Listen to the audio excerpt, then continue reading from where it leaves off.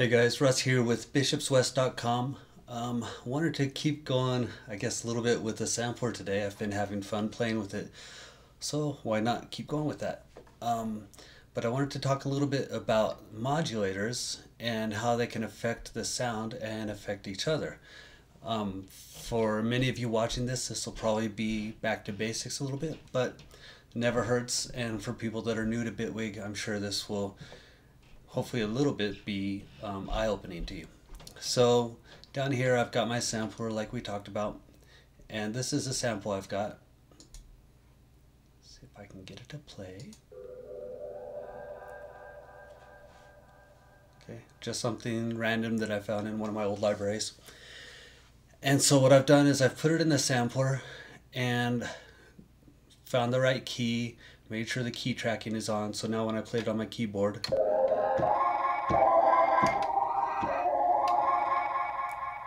okay. I'm going to deactivate that just to show you what I'm doing first of all. So first of all, I've just got this simple classic LFO in here, and what I'm doing with it is just using it in this case to modulate the start time. So if I play it,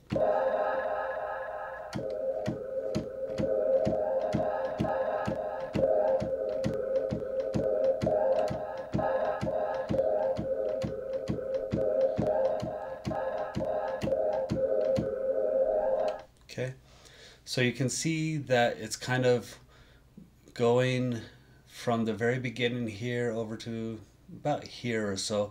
And if you look down here, that's what you can see is modulating, and it's following, of course, the LFO over here. So you can see it's going to there and then back down, up to there and then back down. It's very slow, but for the sake of what I'm trying to do here, that works for me. So what I've done is I set up just a kind of a pretty basic loop up here, so I'll let you listen to this loop now.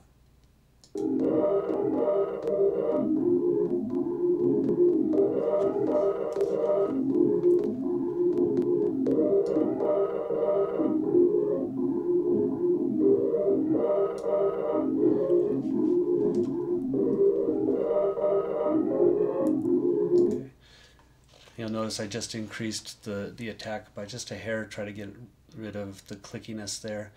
And I've also got the release up a little bit, just so it doesn't cut off right when I let go, or right when the MIDI note cuts off.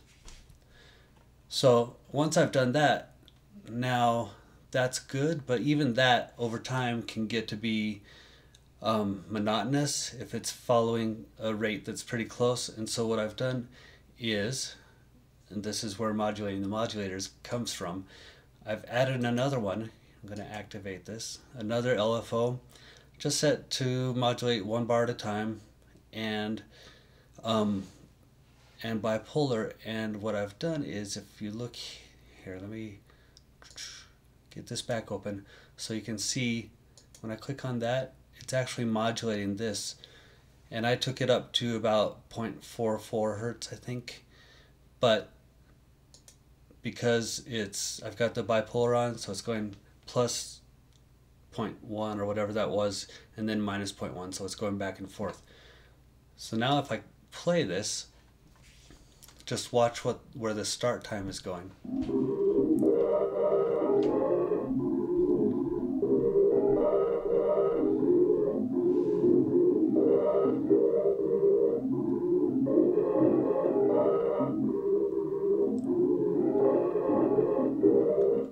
Okay, so that's kind of fun, and I guess I could have maybe used the random modulator in here, but just because I wanted to modulate the modulator, so I did it this way. If you need to, this can also be more, what's the right word?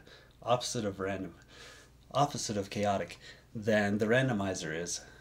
More consistent is what I'm trying to say. So if you do need it to have, say 2 measures, but more quickly here, slower there, you can use these and tie it to the beat. And then same thing with this one, make sure you have it tied to the beat instead of, how many hertz. So that's that one. And then down here, I've got another one. So this was fun today. I've been kind of experimenting with the polynom. So let's get that active. Let's get this deactive. So just to show you what the polynom is, leftover from polynomials, and that was way too long ago for me. I don't remember any of that from school. But you can see here, if I adjust this knob, see that little white dot right there? That's where on the curve that little white dot is. You affect that with the knob. Okay, and then you've got these down here that you move that way or negative, it goes that way. Set that back to 0. This, the 1, okay, tilts on the axis there. I'm gonna set that back to 1. So 0, x squared. Okay, then we get into the parabolic curves there. Maybe I do remember a little bit.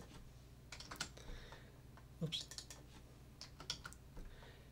And then x cubed takes it that way. So yeah, you can make some interesting shapes depending on what you want to do. I probably messed that up, didn't I? I think that was the one. There we go. Depending on what you want to do with it, you could use it for, I think, like volume would be interesting, or affecting the attack or the delay maybe, or the release, or especially the volume. You could achieve some interesting sounds with this, and it's just playing around with it. For today though, it's just a straight line. And what I'm doing now is I'm using this to affect the pitch.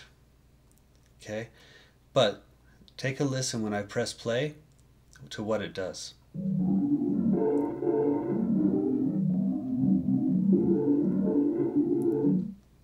Well, that's interesting.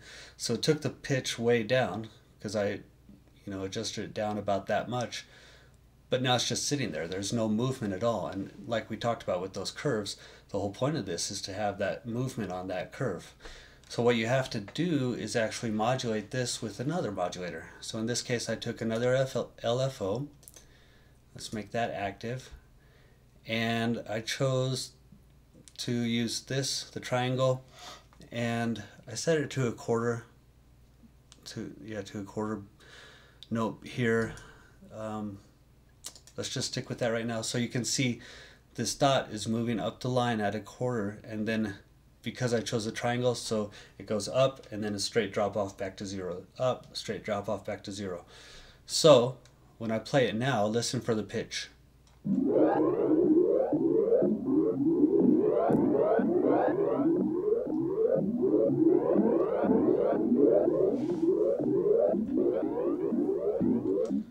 By the way, I'm sorry if there was an echo. I had my monitors on this whole time. I hope that didn't affect anything. So, but anyways, you can see, and then if I change the rate here,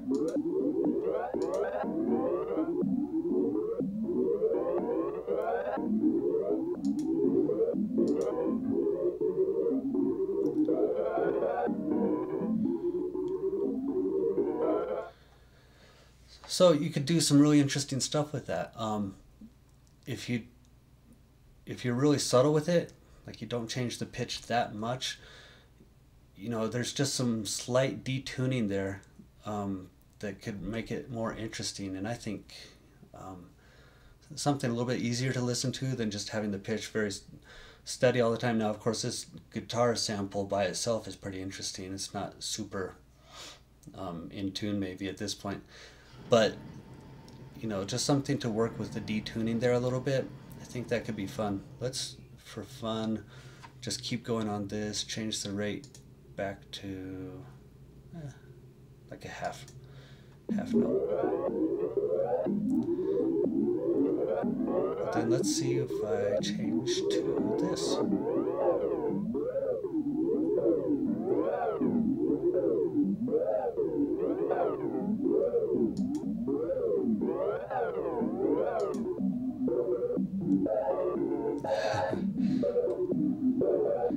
of course, this.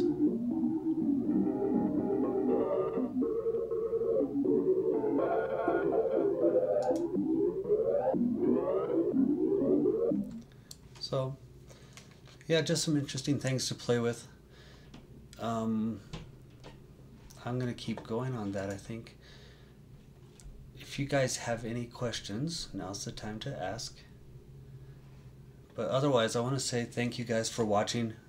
Again, I do appreciate it. You're taking the time to spend a few minutes with me is awesome. So if you want to press like, if you like this video, that would be awesome. If you would like to press subscribe, that would be even more awesome, because that means I get to see you again and you get to see me again. And then even better would be if you left a comment or a question down below. I enjoy my interactions with you guys. Sparks my ideas. I hope it sparks your ideas a little bit too. It makes it more fun. And then, of course, I've got a free guide for you. It's called Accelerate Your Music Making in Bitwig Studio. It's at bishopswest.com/Bitwig setup. It is just a few easy steps for you guys to take to get Bitwig Studio set up to get to making music as quickly as possible. You know, avoid some of the obstacles of getting things set up right when you first get into the program. So again, bishopswest.com/Bitwig setup. And there's a link down below if you want to just use that. So thanks again for watching, and I hope you guys have a great day.